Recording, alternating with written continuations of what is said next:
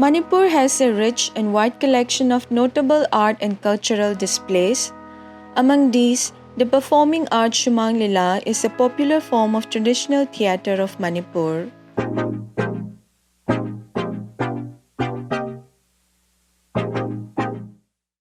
Shumang means a well-leveled open space or courtyard in front of every Manipuri house, and it serves multiple purposes, both profane and sacred, such as Swasti Puja, a ceremony held on 6th day of a child's birth, Chaumba, giving an infant solid food for the first time, Nahutpa, piercing of ears of an infant, Luhongba, marriage, Shraddha or Sorat, death ceremony, and Piroi, death anniversary.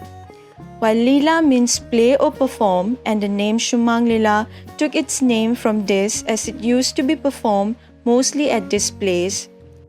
Its origin is debatable and there are two interpretations by scholars.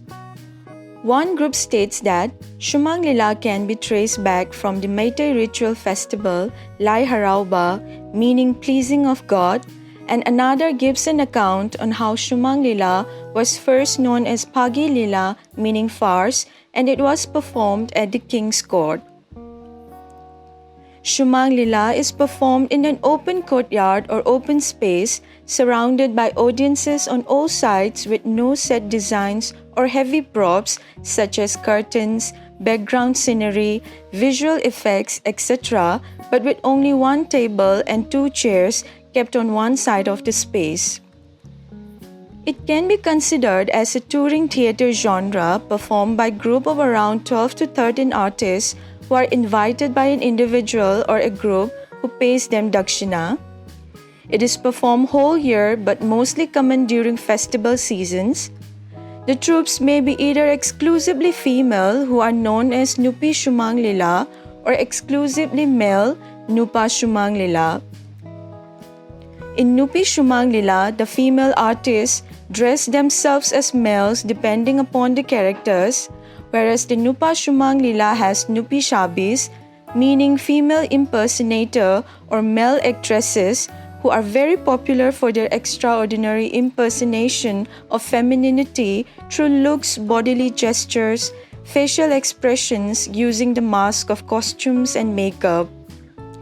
These Nupi Shabis gain entry into Shumang Lila due to social constraints imposed upon women who were not approved to be part of secular theatre. Another feminine side of Nupa Shumang Lila or male troops is the male singers singing in female voice in the Ishay Lila ensemble.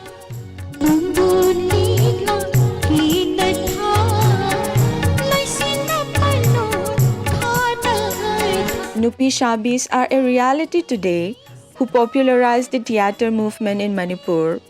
They are also the ones who serve as inspiration for people with alternate sexuality to come forward and show their sexuality in public spheres. Furthermore, this particular performing art has a lot of significance in the society. It is one of the effective traditional media which reflects the image of the society and able to educate the audience at a grassroots level.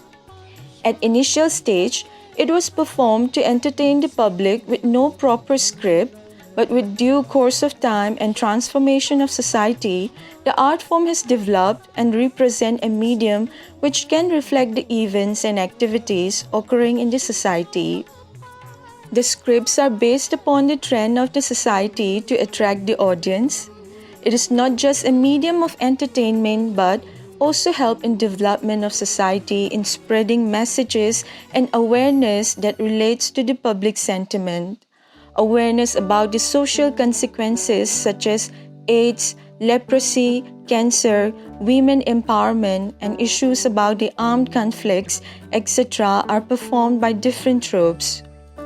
Even recently, Manipur government used Shumang Lila as a medium to spread awareness against COVID-19 and a play was performed titled Kaidobagi Kidoino, which means there's no need to fear, directed by Sangeet Natak Academy Award winner Saugrakpam Hemanta to dispel misinformation on the virus.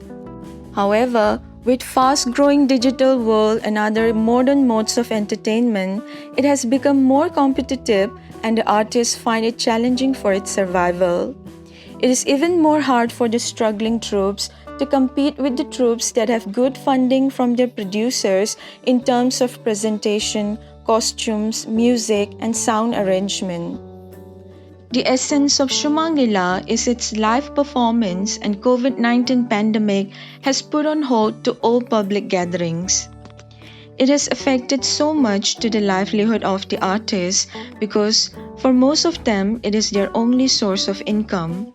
Some artists have started taking other jobs to survive, and some artists go as far as trading their instruments to make ends meet.